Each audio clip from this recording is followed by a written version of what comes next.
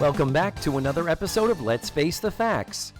I'm David Almeida, I'm your host, and this is the podcast where I invite an actor or artist friend to watch an episode of The Facts of Life with me. Then we hit record, we talk about the show, and all kinds of other stuff. My guest this week is Matthew Arter. Matthew's back, yay! That's because we're into Season 3 already, guys. It's amazing how quickly it went by, but here we are already, episode 30 of this show and season 3, episode 1 of The Facts of Life. The name of the show was Growing Pains. Its original air date was October 28th, 1981. Hopefully you've already heard the other episodes with Matthew. They are so fun. He makes me laugh so hard. He just is always so welcome here because he is so entertaining and he is so into the show. It's just the perfect package. So I don't need to talk anymore. Let's just jump on in and do this. Let's face the facts with Matthew Arter. Once again, returning for more. Glutton for punishment. Glutton for your lunch. That's what I'm a glutton for. And, well, ladies and gentlemen, Matthew Arter is back here. Remain seated. No, please, sit down, please. We are once again in my grand room. We are. And it is equally as grand and no grander than last time. It is just as grand as last time. See, Thank that's you. a positive way of saying it, isn't it? That's good. We've just had a lovely lunch. I believe I fed you, did I not? Lovely is a strong word. We're both on diets. So I said to you, I'll make you lunch, and you went, no, don't make me lunch. No, because I'm on the Karen Carpenter diet. Because that's really the only thing that works. I don't care what anybody says. A good tapeworm. Stop eating. Dysentery. I find a case of flu or food poisoning is also a good case of hepatitis. If I could get that again. But we had healthy chicken and vegetables. Hot salad is what we had. A hot salad. Mac and cheese for Paul Padilla, but... Oh, I gave you here, healthy. fatty, have some salad. I heated it up. Anyway, we could go on and on about the craft service table here at the Facts of Life podcast. Couldn't you? Yeah. Our friend Stacy, to link this to last time, she used to love it when I'd have this at work and I'd call it chicken and vegetables. Stacy loved it when I said vegetables. And for our dessert offering today, a healthy dose of fresh grapes, fresh produce straight from the Publix. Not Oreos, because we are not on the sugar. We are healthy people, and we care about ourselves and our bodies. And I don't remember anybody ever saying, yay, there are grapes. It's like you never hear a server say, oh, yay, I'll take the bachelorette party. You know, yay, grapes. Well, here they are. If you need a little something sweet to top off the healthy lunch. I'm going to have to drive. It's all vegetable. I'm going to have to drive home with the windows open. I'm going to be skywriting by the end of this episode. He feeds me vegetables, then puts me on a microphone for an hour. Well, hold it until you get into the... See to it that it is in your car when all this is going on, if you would please. Happens. Well, Matthew and I have just watched the Wonder... and when you were texting me about needing to be on the Karen Carpenter diet, you did mention also you were considering the Ayds diet plan. Yeah, but they don't sell it anymore. Did it go off the market? Yeah. I mean, I thought they changed the name or whatever, but yeah. Of course, we're not making light or jokes about the terrible disease Ayds. We're talking about... Who would think that? And that's terrible. How dare you, listener? Rude. AYDS. It was a diet aid, as they were called back in the 70s and 80s.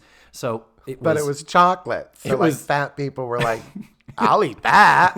And it will theoretically curb my appetite and make me lose weight. I'll post a couple. I did find a couple of the commercials, and it's like, it is so... wrong. You could not write it better with. Ever since I discovered Ayds, my weight has been terrific. It's almost like an SNL commercial. Yeah. Like when you watch them, they're like, how'd you lose that weight? I got Ayds. It's just awful. We are not laughing at the disease. Oh.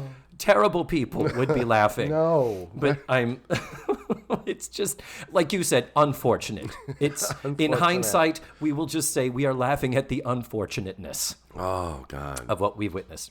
So we just watched Season 3, Episode 1. You are back to be our season premiere episode primary consultant. Which I love.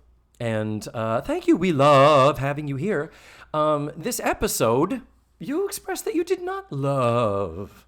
I think I speak for everybody who has watched this episode. Excited to see the third season. Decided to see the girls back. Yes. Excited to see the hair changes. Oh, just grab it. Okay. David just got up and adjusted himself right in front of me. Out. I mean, I'm not mad at it. I'm not sure what feelings I'm having right now. Like, I don't want to say #MeToo because, like, he didn't force me to watch. It was definitely voluntary. So, I was getting a beverage refill here, just had to ladies and flop gentlemen. your junk around to get to the refrigerator. Hey, when you got it, flop it. And cut back to in 3, 2, 1. One. I feel like I speak for everybody who watched this episode that was excited to see the girls come back and excited to see their favorite show when I say, what happened? Like, so many good episodes in season 2 and then this turd. I don't think it's that bad. It's just, it is a little bit of a step back and you're like, oh, come on, guys. I feel like Tootie, with her braces and getting to be that age, became like typical teenage girl self-conscious. Like, she's not as free with her as natural with her acting anymore. I noticed that too when they were trying to build up to the scene where they accused her of whining. Yeah. It was like you could see she was like, okay, I can't just start whining on the 5th line in this scene. I have to start and get somewhere. But it's like, but you're kind of not acting like our Tootie. Yeah, it was. And yeah, it's sadly, it's not the best. On one hand, you could say, well, it does feel like another episode. Some are hits, some are misses, some are better, some are worse. And there was no need for a fanfare because our show is what it is now. There's no change. We don't have to restate the premise of our show. We don't have to reshuffle any decks. I look at it as not completely bad in that we're just continuing along. It is, but it's also very pedestrian and listen to me. There's an $80 word. It's pedestrian again in that season opener where they have to cover in one sentence what happened. Summer vacation. What Tootie has braces now. Yeah. Like we weren't gonna notice. Yeah. And we're gonna write this into the show. That she's got braces. Yes. And I'm also on that wondering when her braces came off because I feel like she had braces for a very long time. 3 years. But I feel like I remember seeing her with the mullet cut and still having braces. No. Okay. No, the big teasy up 80s. Yeah. No. Anyway. She has them for this season. Next season is the last Eastland season. Mm-hmm. And I believe she also has them for the first Edna's Edibles season. I believe it's 3 years. All right. So before we actually get into the episode, we're going to put you to work, girl. Okay. You came here. You did some research. Mm-hmm. So let's talk about where we are right now. Picture it, 1981. Yeah. It is our society is in turmoil because Ronald Reagan has been our president for over a year now. Yeah. And has been shot. And that's right, he was shot in 81. Yeah. And in the spring. Yeah. So that had happened. Yeah, that's right. I remember when that happened. And what else was going? That's literally the only political thing I could possibly think of in 81. No, that was about it. What else was going on in our world? Big year for television. Even though you don't really look back and go, well, 81 was kind of a big year for television. That year was the shit, man. No. There were, first of all, Facts of Life is the second highest NBC rated show. Mm-hmm. But it's still 24th. Yes. It still finished 24th this season. The season we're about to start. Yeah. And that would be, according to my research, that would be its peak. It would reach 24 this season, And then 2 seasons from now, it would be back at 24, and it would never rank that high again. Really? Yeah. And the funny thing is, it didn't rank at all. So It never got into the top 10? Never? Nope. I feel like 81. How did it stick around for 10 years? Well, I'm going to talk about that, but let me get you. I want to All right. let you do your research, and then we'll talk about other stuff. Real I have a theory. People was the lead-in. Real Watched People. Real People, which was one of those shows where they had, it was it was the #1 rated show on NBC, but it was still 21st. Yeah. And I have what happened at NBC that year down here. But Talk to them. I'll get there. Because that don't actually, you worry. that relates to what I was going to say. Part of what made the Facts of Life spring up this season, it already had done better in season 2 because in season 1, they left it to flounder on its own on Fridays. They spun it off and then set it free, and that was a big mistake. Yeah. So in the season we just finished, season 2, where the shows got good, it moved back to being paired up with Diff'rent Strokes. Right. And it was on Wednesday, and Real People also premiered that year and was an unexpected hit. So we had Real People, Diff'rent Strokes already was ascending. Hello, Larry was the show that followed it, the McLean-Stephenson vehicle that bombed after only 1 season. And then they went, well, put that back there. And it is because of the continued ascension of Real People that Facts of Life enjoyed more popularity, to the point that in this season where we are right now, like you said, the lead-in was Real People, and then Facts of Life moved to 9 o'clock, top of the hour. They weren't the show after Diff'rent Strokes. Diff'rent Strokes was moved to, I believe, Thursdays. So it's a very advantageous Real time People was slot. an hour. Real People was an hour. It And was then like Facts That's of Life. Incredible, but with tits. Yeah.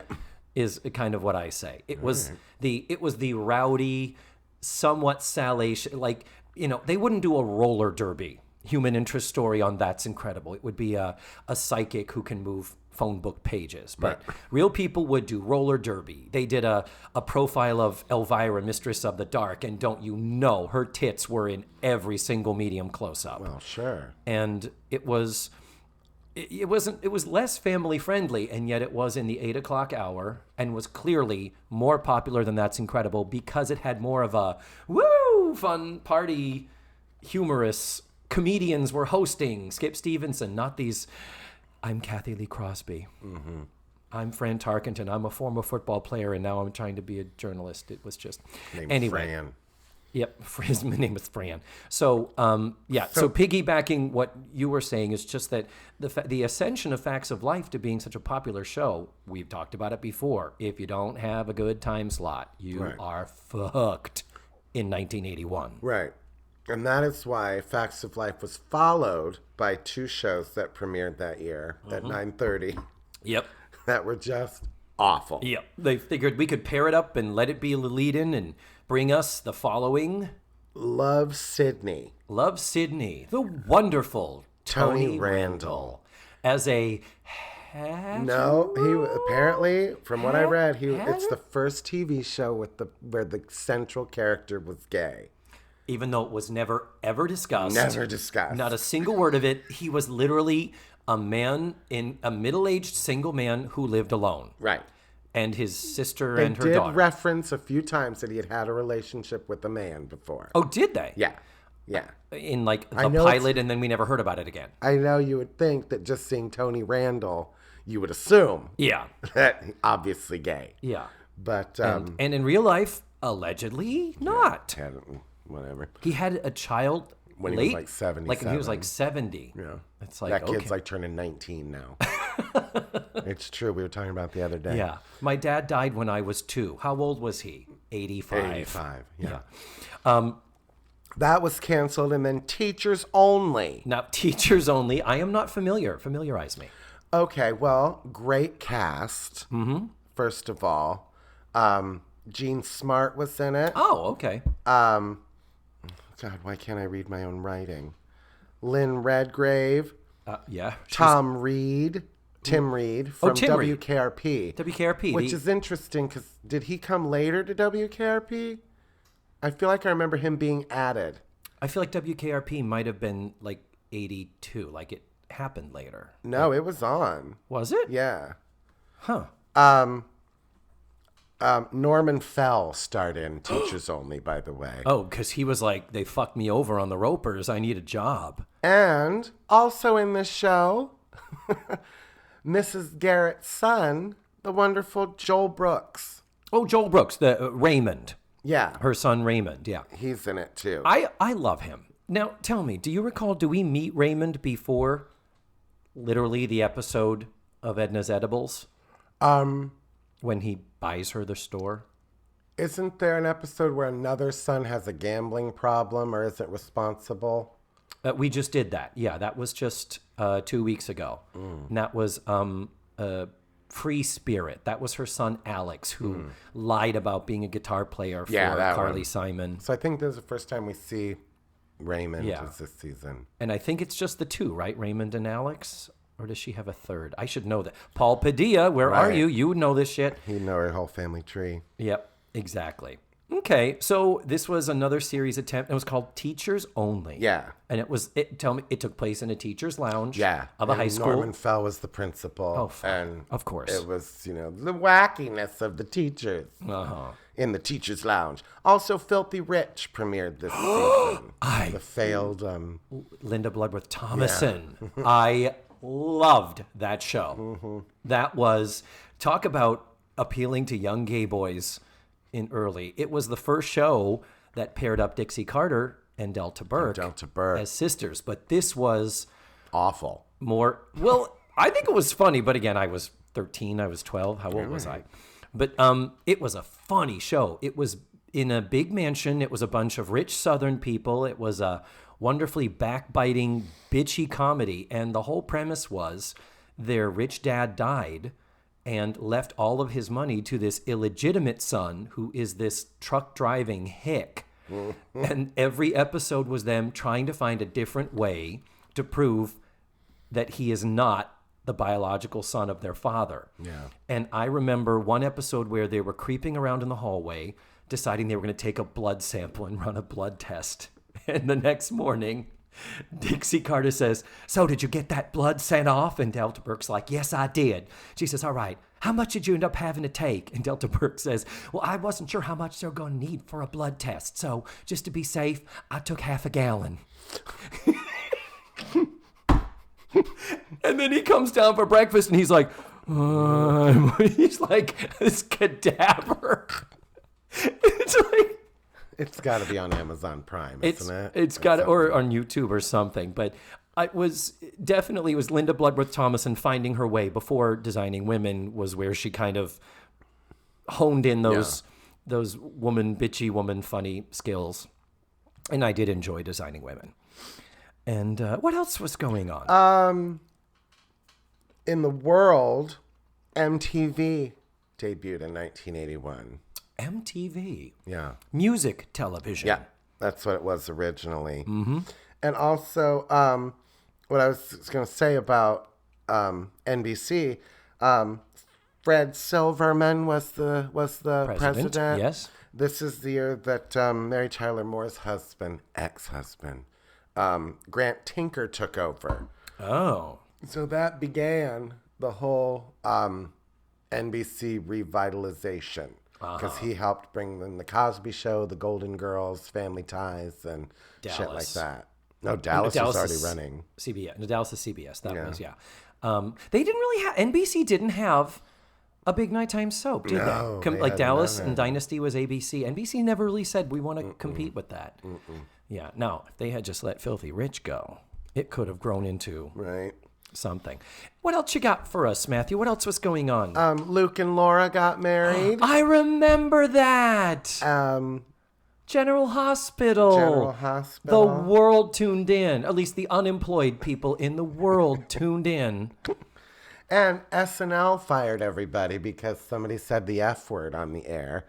And Charles Rocket. Yes. Yes. Said the F word and caused everybody to get fired except for Joe Piscopo and Eddie Murphy. And it actually ended the season early that season. Yeah, and that was a horrible. It needed to. That was the that was Gail, Matthius, Denny, Dillon, Gilbert, Gottfried season. It was so What's not Denny good. Dillon doing now? No, she did Dream On. After that, in the 80s, that HBO show, she was a regular on Dream On. Yeah, I'm not sure. Now. Honey, I'm just saying she did do something did after work. that. She worked. So we can move on to the actual episode and synopsizing now. And we still got shit to talk about because we have a new opening theme. Well, that's We always have exciting. Yeah. The new opening theme every season, you and I have always shared this, that it's always like, what are the new clips? How different do they look? When am I going to see the clips during the actual show? And we do get a couple of them. And you remember how we talked about last season, that opening clip where the girls are just surrounding Mrs. Garrett and they're clearly being told by the director, look like you like each other. Enjoy Have yourselves. Fun. Smile. Yeah. Big smiles. Huddle for around like the sink. Way too long as actors, you know. It's terrible. Just to get like a 3-second clip. Last season, it was Blair that was not having it. Okay. When you watch her. This season, it's Joe who's not in the mood. Oh, really? Yeah. Joe's the one over there like, fucking take the shot.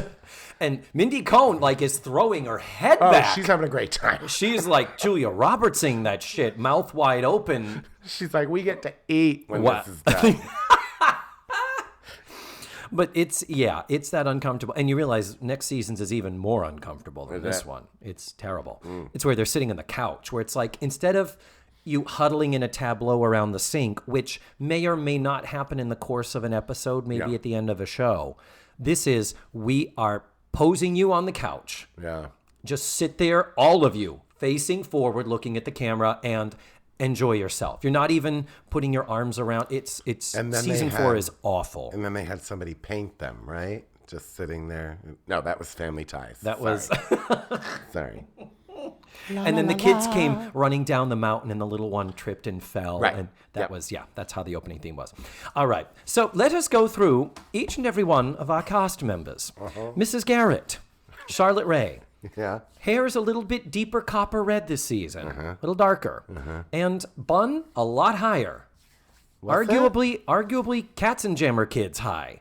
I did notice the what do you call them? The Spit curls, the ringlets curls? ringlets, like around the back. I did notice that.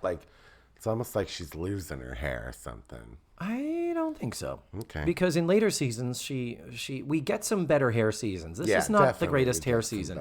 It took them most of last season to figure out how to style her hair for the thinner Charlotte Rae, and I looked back, and I'm going to be posting soon some clips of her on Diff'rent Strokes. Her hair looked way better on Diff'rent Strokes for that one season than it did in season 1 of The Facts of Life. I'm like, why did they make it uglier?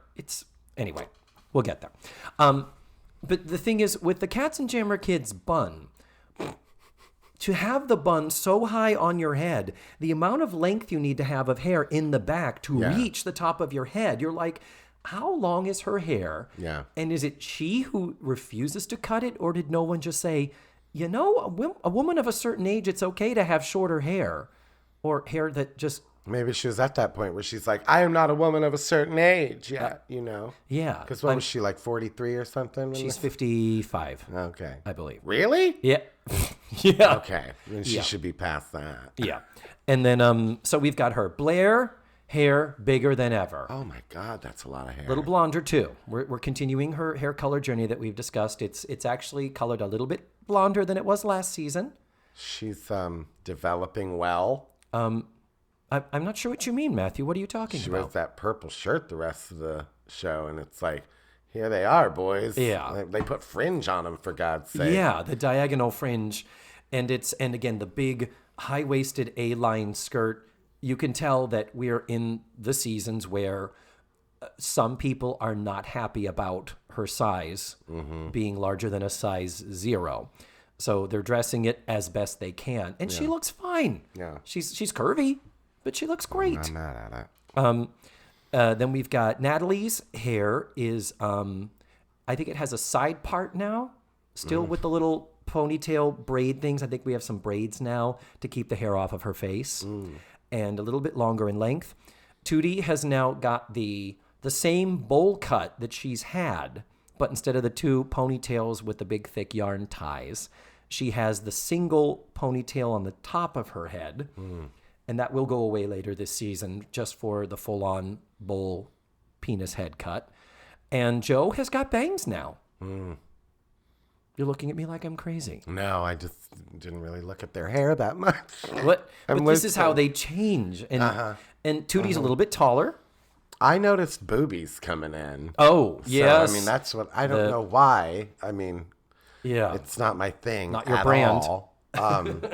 But like Joe seemed like she had a jacket on. Like she's not happy with what's going on. You said you think it looks like Joe's wearing a compressor to decentuate her boobage. Yeah.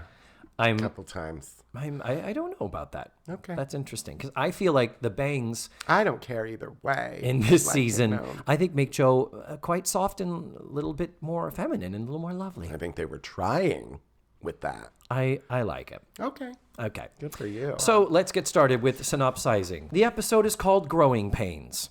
Thank goodness Alan Thicke and Joanna Kearns and Kirk Cameron have nothing to do with this episode and take no part in anything. This is just a title. The show Growing Pains happens later than this. So we've got the new theme song, and as we've said, new clips across the board, all new clips. Like there is nothing retained from last season, which I remember loving that. But the audio, same. We stick with that for several more seasons where they're like, this is good enough, and Gloria Loring, rocking it. So we start the episode in the girls' bedroom. And clearly everyone is unpacking and getting ready. And this is like you said, this is we need a shorthand of about 5 sentences to explain we're back from summer vacation. Yeah. The girls are getting their stuff put away and ready and talking about what they did. So what did they do, Matthew? Tootie went to kids camp. Summer camp. Girl camp. Natalie traveled the country and apparently connected with a lot of boys. A lot of boys. Wow. And I don't know where Joe went. Joe, there's no She real just talk go of back it. to New York. Yeah, and Blair went to Europe. Blair went to Europe. A vacances. What did she say? Look, I didn't She notice. refers to it as a vacances, and then she goes, that's vacation. In French, because she does go to France. One thing we learned is that Tootie at the summer camp was in the show The Sound of Music. And I believe they said she played the role of Baron von Trapp. Right. Baron von Trapp. Like they're trying not to get sued. Like well, nobody in the writing room was like, "Is it Baron? Is it? What they call him?" But the thing is, number one, we have to assume then this is an all-girls summer camp because a Baron would be a male. Yeah. So if she's talking about the role of the father, that would be Captain von Trapp. He was a sea captain in the Austrian Navy. Right. So it's like, so we know that Tootie has become the dorm monitor. This is a new thing. And we will have issues with this as we continue. Oh, so many issues. So many issues. Mrs. Garrett comes in, mail call. Like mail call from the whole summer? Joe only got one thing. Yeah.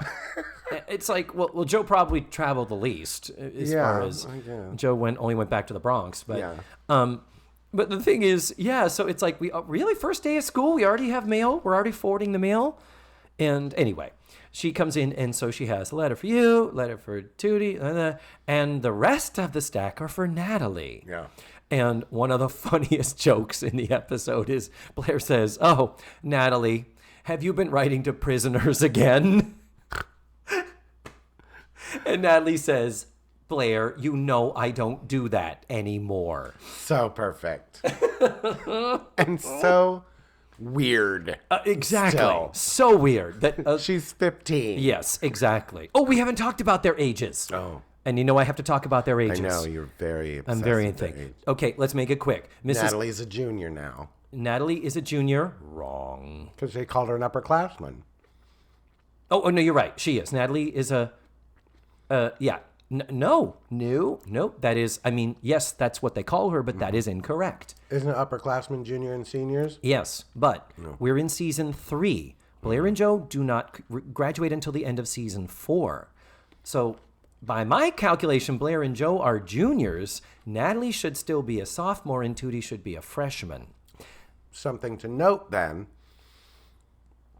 we'll need to see if a season is a school year. Yeah, we'll need to see at the beginning of season 4 if it's... If they're coming back. How was your summer vacation? Right. If so, then we have... Then my ages and shit are going to blow up. Last season, I've already, just a couple of episodes ago, had to deal with them calling Tootie 12. And it's like, Tootie is not 12. Tootie was 12 in season 1. She was 13 in season 2, meaning Tootie is now 14. Okay. Therefore, Natalie is 15, and therefore, Blair and Joe are 17. Got it. Glad we cleared that up. Yeah. And as always, Tootie and Joe, the actresses, are 2 years younger than the characters they're playing. So in real life, Kim Fields is now 12, and Nancy McKeon is 15. And therefore, Mrs. Garrett is 55, right?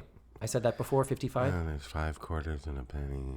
16. That makes 16. Okay, Carry it's, the hey, 4. don't you make fun of my OCD. Come on.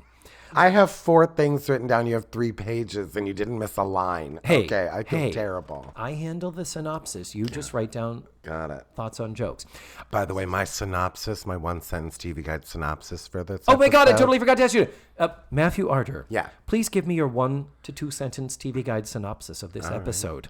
The girls come back from summer vacation. Natalie hits the boys, and Tootie hits the booze. Wow. Hang on a minute. You're welcome. Thank you. And Joe has 1 line in the whole show. Well, she has 1 running joke, Yeah. and she crushes it. It kills it. And that was a slow boil. It's awesome. I am so happy. That makes me so happy. Blair is about to show some quote-unquote souvenirs she brought back from France. But then in front of Tootie, she decides not to. And Tootie is like, what? And she's like, nah, never mind. So what is happening here? Oh, God. It's just, there's just general bullshit about them making Tootie feel like she's still a kid. It's we are older, you're younger, you don't want to know about it. And what is happening is Blair has brought back 2 bottles of wine from France, like a 17-year-old does in 1981.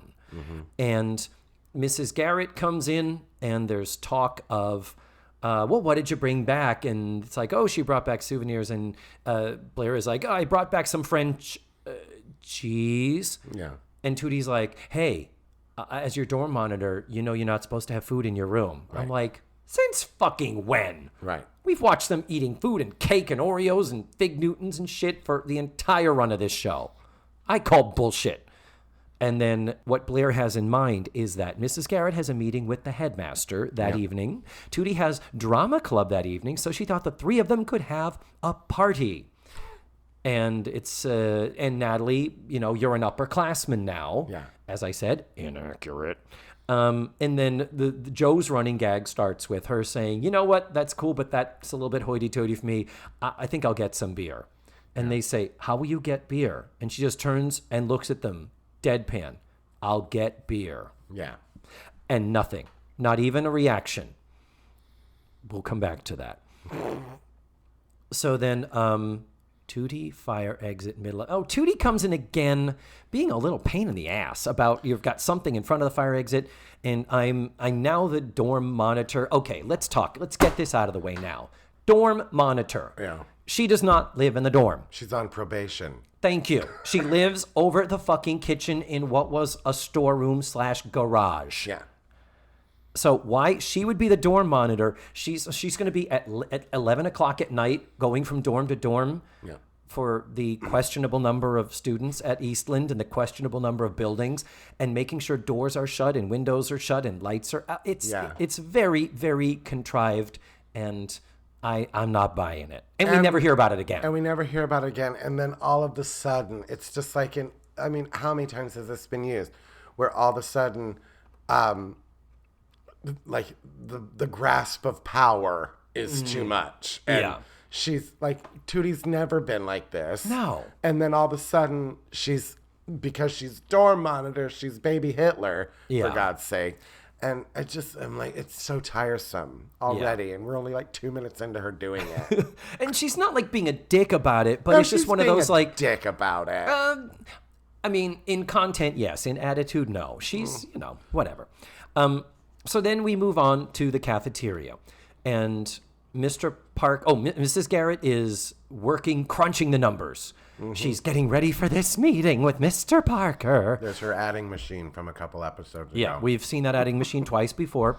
And she does have her pencil on the paper as though she's writing, but thankfully she is not squiggling it while not looking at it, which we did catch her doing again 2 episodes ago. No. Don't get me started. Too late. So then Tootie is there cleaning up, and she's like, when is your meeting with me? Oh, my meeting with Mr. Parker's coming up soon, and I'm trying to get him to approve this new budget. But Tootie is distracting Mrs. Garrett because she's like, well, I'm not talking to the girls right now because they're treating me like a baby.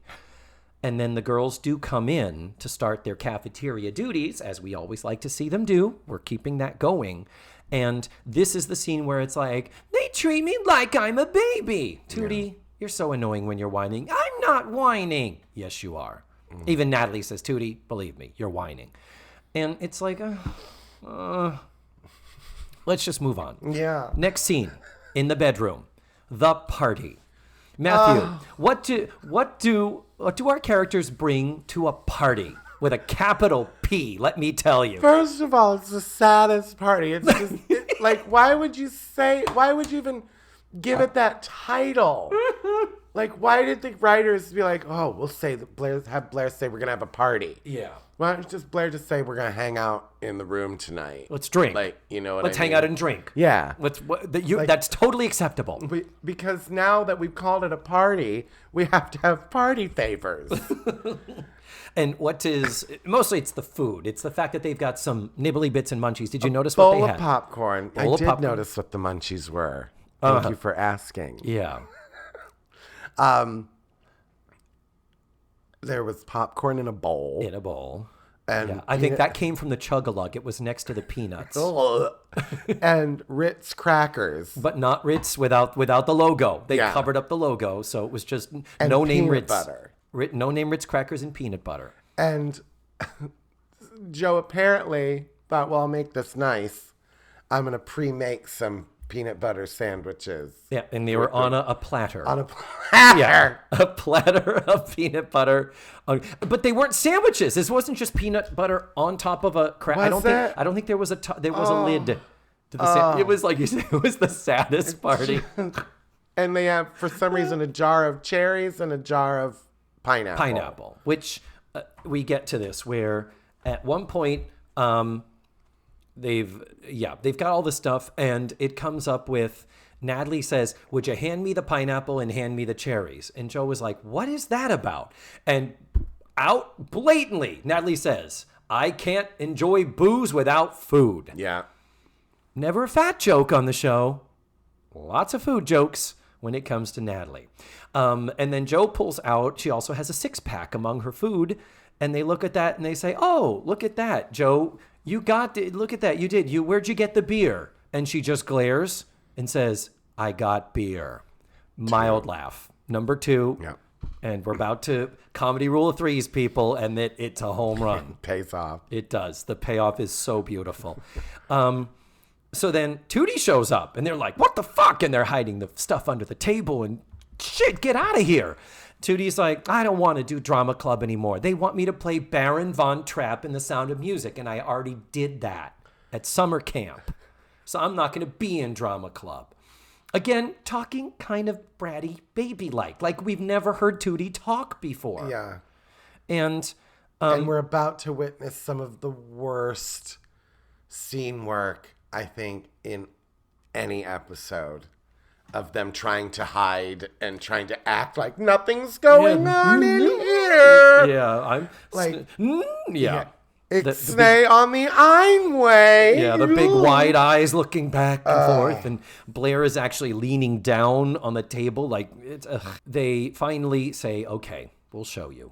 We can't hide this." So they show her, and she's like, "That's against the rules. You're not supposed to have that. Why didn't you guys invite me?" Yeah, funny line. Good line. And then it's like basically, I'm just the shorthand of the scene is you're too young. You're a kid. You're Tootie. You're the youngest one. Kid, young. Brat, whatever.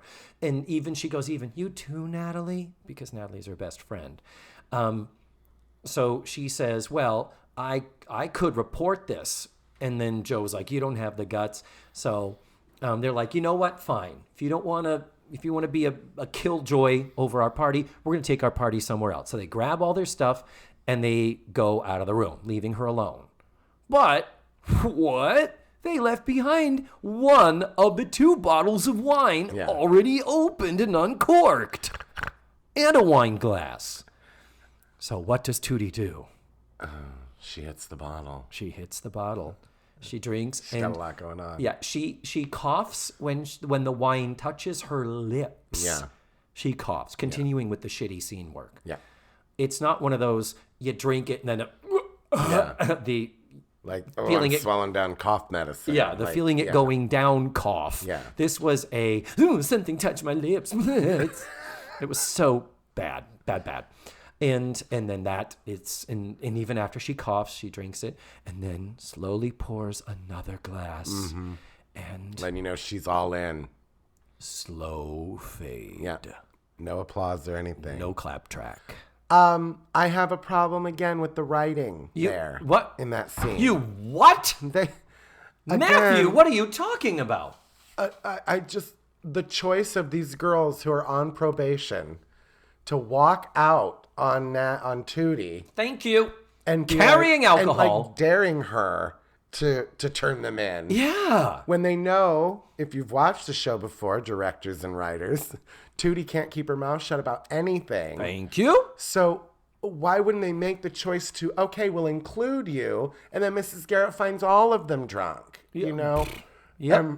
I was worried because I hate, and we'll get into this in the next one, I hate drunk acting. Yeah. I think it's like people who never had a drink in their life or smoked a joint in their life doing hair. It just drives me crazy. Yeah. But anyway. And so I found that funny that they're like, we'll take our party elsewhere and leave you. Yeah, and go into a public space. Where the fuck were they going? We never really discussed where they went with this. But yeah, and there was no addressing of them going, we get to it later, the seriousness of it. But there could have, should have been something early on when Blair first produced it of them going, what the fuck, girl? Yeah.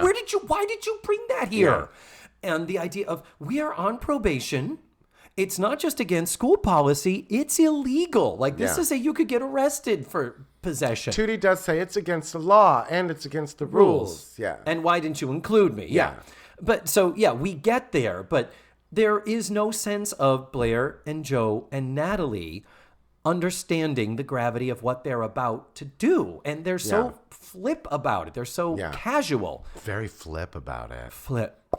And you know how I liked it when I play drunk? You know what I'd like to do? What? I get my eyes dilated. That would behoove you. That was, because Charlotte Rae, I like to sort of think of her, I model my career after hers, and I make my comedic choices based on Charlotte Rae's. And And there were some big old-fashioned Charlotte Rae reactions in this. There were. When Tootie's trying to tell her the story and her eyes cross. I know. It's I would put it on the par with a subtle Tex Avery cartoon.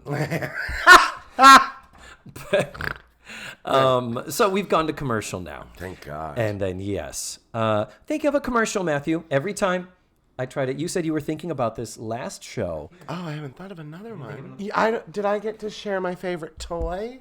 Though, because you asked some people what their I don't favorite believe you did. So were. I did with I forget, was it with Heather or was it with Angie? Yeah, I talked about Maskatron for a couple of hours. Matthew, did. Talk about your favorite toy. I had a toy called a 2XL. 2XL was this. Please tell me it's not a toy for a fat child. Well, I can't say there was a lot of exercise involved. But continue. 2XL was a little robot Oh. that you put an 8-track tape into. Oh, I remember And it would this. ask you basic trivia, and you could get different 8-tracks for different things. And he would tell jokes, and he was like a game show host. Oh, And, my God. like, it was in my little boy brain, I felt like I was interacting with this robot because you would press the button and that would change the track of the 8-track. But it would be like, press A for this answer. And if you pressed A, then it changed the track you would hear cha-chunk every time. 8-track, yeah. And I just loved him. I just loved him. 2XL. I have vague remembrances of this. And he had this great voice. It's what was the later 1980s?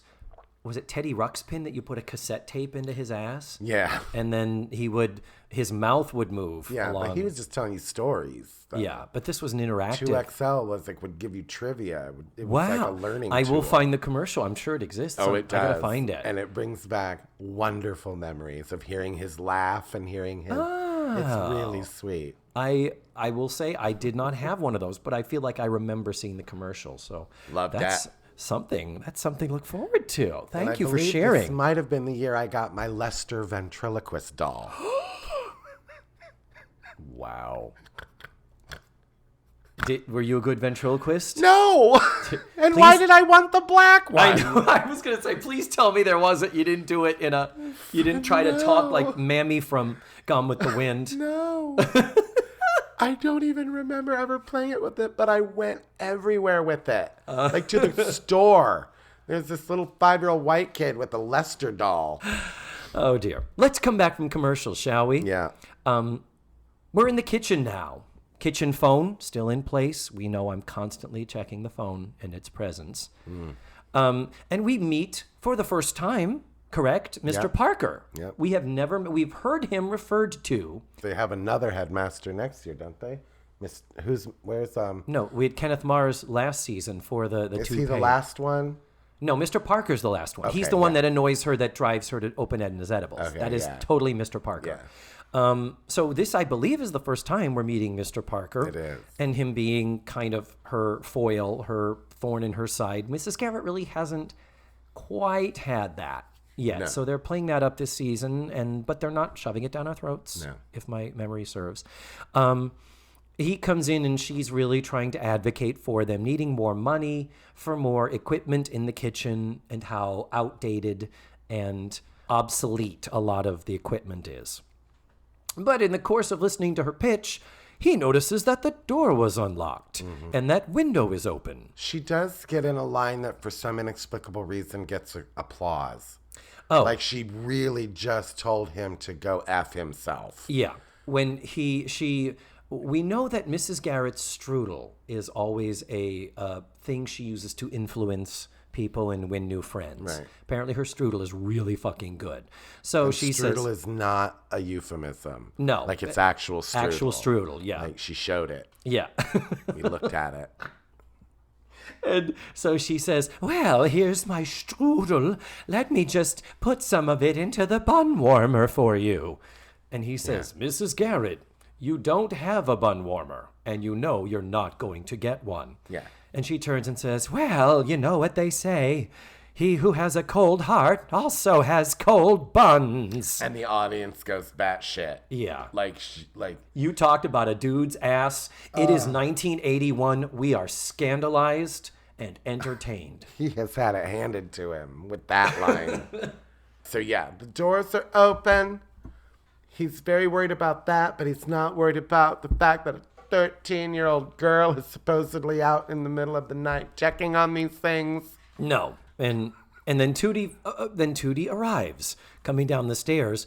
To her credit, she says, I'm coming down to lock up and close the window, but she drunk. Yeah. She's, quote unquote, drunk off her ass. Yeah.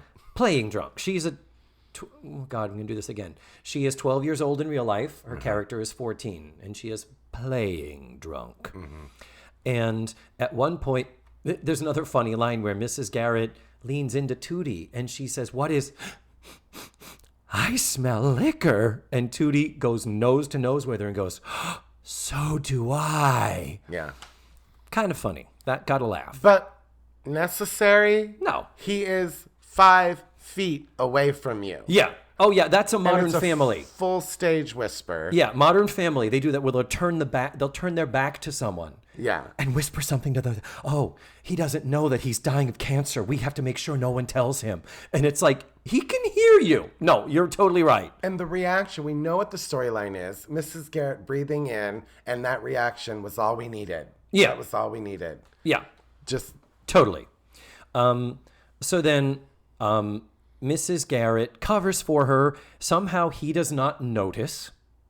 Right. Yeah, sure. And then he says to Tootie, at least he brings up the probation and says, well, you know, with the doors not locked and the windows open, remember you're on probation. If you backslide, shit's going to get bad. I'm paraphrasing. I don't know. That's what he said. Yeah. And then the scene ends with him leaving and then Tootie saying she's going to be sick and they run upstairs. And now we're back in the bedroom. In the bedroom, the wine bottle is empty. Mm-hmm. I don't drink wine. Okay. So is a whole bottle of wine a lot for a person to consume? It depends who you ask. I've had a bottle of vodka, and that didn't go well. No. I think this is more Paul Padilla's territory. Okay. Because Paul does enjoy his wine. I don't drink at all, so I don't see the allure of alcohol. Good for you. Yeah. Well, I don't feel like you're really happy for me. Nope. Let's see, you picked up on that without me saying it. We would have picked up on Judy being drunk without Edna saying it. Yeah, I do believe a whole bottle of wine is a lot. Especially for a 12-year-old. Yeah, for an adult, it's a lot. Yeah, I'm assuming. I'm thinking a bottle of wine is like 8 glasses. Can you get 8 glasses out? I don't know. Yeah, anyway. So Tootie has clearly been sick and apparently vomiting up the alcohol. It completely is out of her system and she's now sober. Fine. Like you do. At this point, Mrs. Garrett is, why did you do this? And she was like, I'm tired of being treated like a baby around here, all that. And then we get the Mrs. Garrett, oh, Tootie, getting drunk isn't a grown-up thing. You wanted the underscore music to come in if they did it. That's one of Mrs. Garrett's moments of wisdom. And is there anything wrong with Edna Garrett? Like, I'm starting to get to the point where it's like, oh, you perfect, self-righteous old woman. James Brendlinger brought up an interesting point that when you have a show where the adults are completely without flaws, it's not as interesting. It's more interesting when the adults are flawed. Yeah. We know Mrs. Garrett, 2 episodes ago, the issue with her son and her supporting him and then blaming herself for not teaching him how to fucking take care of himself and not be a lying piece of shit. So we have that. And then remember, we have the upcoming episode where her pension from a previous job, I think she was either a nuclear physicist or an auto mechanic. Yeah. Or I think she was a professional roof installer. Yeah. One of those. And apparently she loses her pension. So now her retirement is not secure. Right. And she has to take a night job. Right. So then she's shirking her duties as dietitian. And the girls are but traumatized. Are these character flaws? Like, when she's like, this episode really put the nail in the coffin for me, like having. Yeah. Is she just Jesus a saint? God love you, Mrs. Garrett. Like, smoke a cigarette or something. Like, I don't know. I remember a nice, I forget what episode it is, but she says, I remember at, I don't know, it was like a grandparent's funeral where she said, I remember the first time I saw my father cry and how it frightened me so. I forget what the context is, but I remember that. And again, that's where Charlotte Rae is so good. And considering her, I've said many times, the comedic choices sometimes are questionable for me. But when the chips are down, sure, for this, but I just, I think she was a dramatic actress who, because she looked funny, was automatically put into the comedian. Well, and she's short and everything. And she was squat. Even when she was young, she was not tiny or skinny. Character actress. Anyway, we get back to the kitchen where Blair and Joe and Natalie have had a mishap with their party where Natalie has spilled half a bottle of the wine. Yeah. And so they're not drunk at all. No, not in the least. No.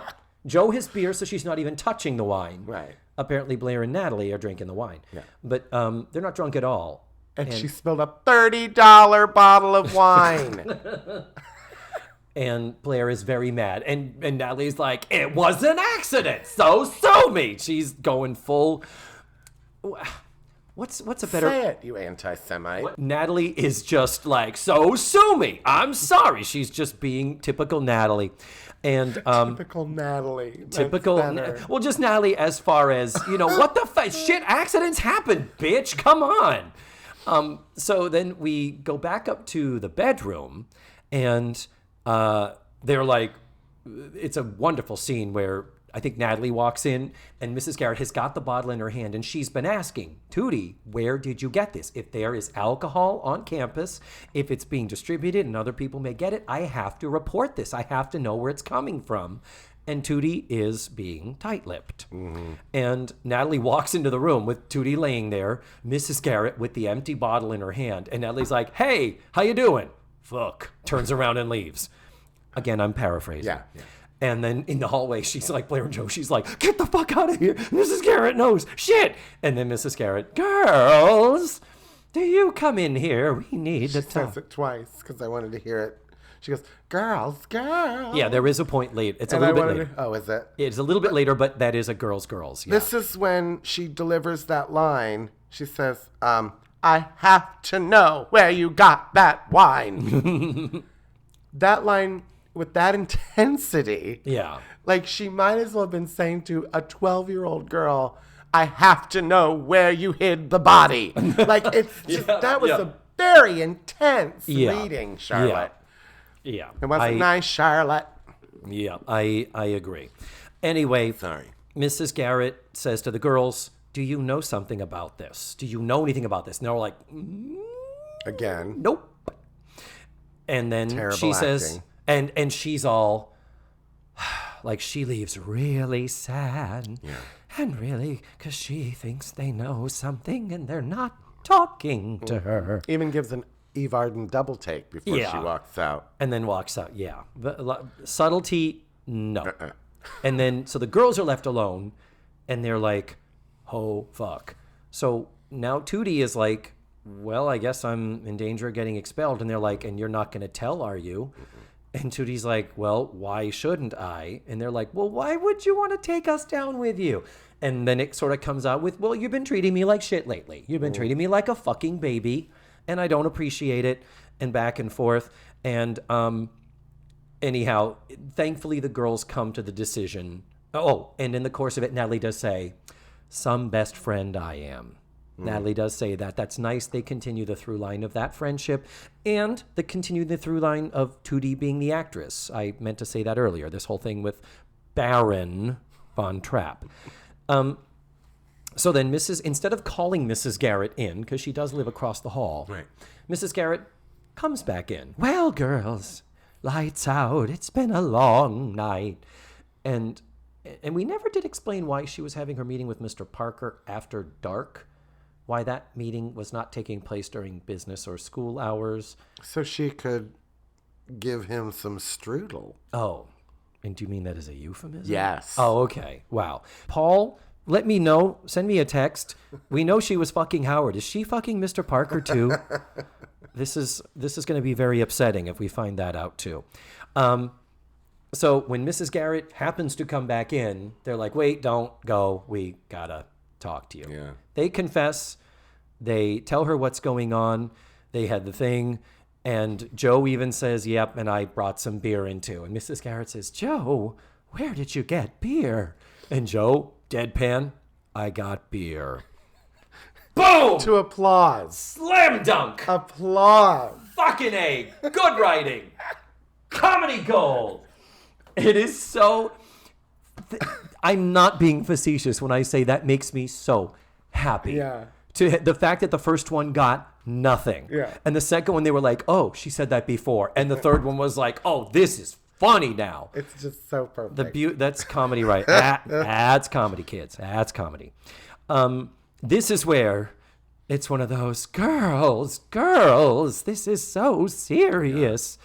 Yeah. And as Mrs. Garrett's catchphrase, it is immediately followed by Blair's catchphrase. Wait a minute. I have one of my brilliant ideas. Yeah. She turns to Mrs. Which Garrett you and can says... almost see her say around her hair. You said during the viewing, you were like, hair. God, that's a lot of hair. A lot of hair. That is a lot of fucking hair. Oh, bless her heart. Love it. and next season, it is going to be layered and feathered. It will not be any smaller. I don't know how they achieved that feat. There will physically be less hair on her head, and yet it will be the same volume. Girl. It's magic. And knowing the seasons, the years that this show was on, you're going to have a lot to talk about with their hair as the seasons go forward. Yeah, I love how you said you. You know that's we. We will be keeping up on this shit. Right. Blair's brilliant idea is, Mrs. Garrett, why don't you punish us? And Mrs. Garrett is like, oh, no. And then what does she say? A close-up, kind of. Yeah. I couldn't be severe enough. I don't know where that... Okay, Again. the text says severe, so I need to say it severely. Mm-hmm. With a hand gesture. Yeah. I wouldn't be severe enough. And they were just... And then, I kind of like this, where they're like, well, I mean, you could ground us for like a month. And Natalie's like, make it 2. And no TV. And so they start throwing out punishment ideas. And... that's actually kind of good because it, on some level, convinces her that, you know what? I don't need to report illegal activity that's against school policy. Yeah. So I don't have a moral compass. Maybe that is her character flaw. Oh, maybe. She loves these girls because too much. She's willing to put her career as the school dietitian, sex ed teacher, flight instructor, beautician. All that. Willing to put that on the line. Suicide hotline administrator. Where the fuck did that go? Where the fuck did the suicide hotline go? She's willing to give it all up in case somebody finds out these bitches got drunk. Yeah, but she's willing to go up to bat for them yet again. And we know she's done this before in season. This time she vows. Yep, at the end, what does she say? This is the next time you're on your own. It was a long one because she had to close the door. Yeah, and she flooded her car when she was putting her key in the ignition like that. Yeah. Yeah. And then at the end, it's like, how do we wrap this shit up? How do we do it? Let's remind the audience Tootie got braces over the year. Well, we have to explicitly point out with words. Yeah. We don't consider Tootie a child anymore. Right. We are accepting Tootie now as she is. She's an adult. So Joe walks up and says, well, it's been a heck of a night there, Stretch. And she says, you used to call me kid. Well, you're not a kid anymore. And then someone says, maybe we should call you Metal Mouth. And then she says, I prefer Tin Grin. And bares her teeth. Bares her braces. To the delight of the audience who just watched a felony being committed.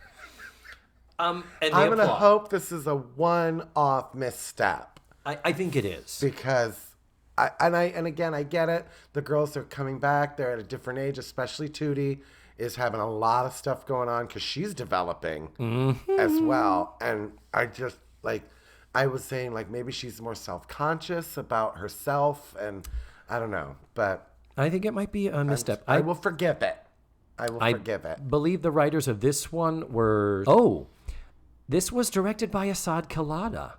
Matter of fact, every episode in this season, except for, looks like 3 of them. What happened? And this is a 24-episode season, so all but 3... or 4 maybe, are directed by Asad Khalada. So he knows what he's doing at this point. He's been well established in season 2. And it was written by Linda Marsh and Margie Peters. Girls. I don't know. Maybe they were still wrecked from Reagan's assassination. Can't get out of a rut. They were big John Hinckley fans. They really were. Yeah. Probably still mourning the fact that year Van Halen married Valerie Bertinelli. Oh. Kind of like, that did bitch. Did that happen that year? It did. Oh my God. I know. That's cray-cray. So, yeah. Talk about coming in on a whimper after what season 2 did to right this ship. The momentum that they had, that they just must have taken the summer off and been like, oh, shit, it's September, it's October. We got to fucking crank out a script. Maybe one of them stopped drinking or something, or maybe they were on a diet. This was her 5th step writing this episode. Maybe somebody had just fed them like hot salad and grapes. And they were cranky. That could be. You don't know what was going on the day they wrote it. Maybe someone's like, here, have some decaf or something. Would you like some tasty water to go with your hot salad? What are you, by the way, Matthew brought a big gulp container, a small silo of pink liquid. It is a double big gulp, thank you. Oh, double, okay. Yeah. That once had Diet Coke in it, but I believe in saving the planet, so I'm reusing the cup for a little while. Is it lemonade? Yeah, we'll go with that. Is it cherry vodka? What? No, why would you mix cherry vodka with something pink? That is a terrible idea. I'm driving. I put it in a sippy cup, because no cop's going to smell a sippy cup. That would be gross. Oh. I've got to pee like a racehorse, and as I told you, an hour into this, I was going to be skywriting. So if I make one wrong move, I've been holding it.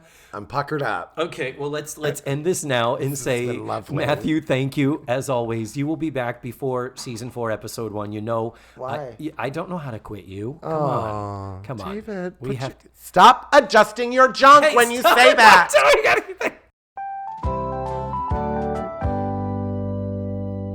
And there you have it. Matthew Arter back for more. I say he's come back for more. It's actually me who's coming back for more. More abuse, more shit being given to me. And, like any good abusive relationship, God, I love him and he makes me laugh. So that makes the abuse okay, don't you think? Really? Anyhow, a couple things I forgot to point out during our actual show. The whole Tootie being treated like a baby thing. We already did that. That's another thing that was wrong with this episode. They already covered it in the gossip episode. That's when Tootie turned to gossip to get some popularity and increase her social status. And so we did this. It's like, guys, come on. Another thing was that, did you notice how Matthew and I are usually fairly generous with our notes for the writers and telling them how to fix the show and how to make adjustments to make it to our liking? We didn't even do that this time. We were just like, not a good episode. Very off-brand. So there really was, I don't know how they would have fixed this. Let's just move on. This episode's over. It's in the past. Let's look toward the future and better stuff. Some little statistics here. We mentioned briefly Joel Brooks as Mrs. Garrett's son, Raymond. He only appeared on 2 episodes. The first time we ever actually meet him is season 5, episode 1, when he arranges for Edna's edibles to be created. And then he comes back a little later in that season in an episode where he and his wife are having a rough patch, and I guess there's a danger of a divorce and then the fate of the property because he owns Edna's Edibles building and all that stuff. But he only appears on the show twice, and then he's back in the reunion movie helping Blair run the hotel. So it's like, wow, I thought he was on more, but clearly I was wrong. Mr. Parker, this was his first appearance. I had a little doubt there, but I was pretty sure it was, and yes, it was his first appearance. And I want to point out, somebody in that writer's room likes the last name Parker, because not only do we have Mr. Parker right here, we also had Molly Ringwald in season 1. What was Molly's character's last name? Was Parker. So we had Molly Parker, we met Ed, Mr. Parker. And if that was not enough, just last week, we had our backdoor pilot, Brian and Sylvia. What was Brian and Sylvia's last name? Parker. Yeah. So, wow. Might want to go back to the drawing board there, guys, and find some names that are a little more original, or at least stop repeating yourself. Jeez. Just two more quick things, and then I'll shut up, I promise. Mrs. Garrett did only have the two sons, Raymond and then Alex, who we just met 2 weeks ago, and that's it. 2 sons, no more. And the last bit is, according to my Google Home, it tells me that you can get about 6 glasses of wine out of a wine bottle. I'm sure that's really not news to 99.9% of the world because everyone drinks and I don't. But I think we're done here. Let's move on. Next week, I'm going to be watching Season 3, Episode 2. It's called Fear Strikes Back. So, thank you so much for listening to this week's show. And remember, the facts of life are all about you.